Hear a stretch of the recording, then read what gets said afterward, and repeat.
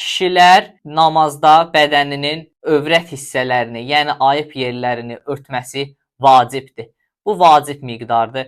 Bəyənilən miqdar odur ki, kişi göbəkdən dizə qədər bədənini örtsün. Alimlər buyurur ki, daha kamili, daha gözəli isə budur ki, insan möhtərəm bir kəsin qarşısına çıxdığı zaman necə geyinirsə, həmçinin Allahın da huzuruna getdiyi zaman ən gözəl paltarından istifadə etsin.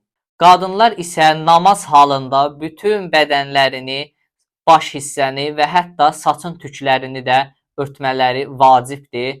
Lakin vacib olmayan hissələr biləkdən barmaqlar, üz hissəsi və ayaqlardan topuğa qədər olan hissələrdir ki, bu hissələri örtmək vacib sayılmaz. Lakin alimlər qeyd eləyir ki, siz biləyə qədər örtülməsinin və yaxud üz hissəsinin tam tutulması, ayağın topuğa qədər tam örtülməsinə yəqin olasınız deyə birazca artıq örtün.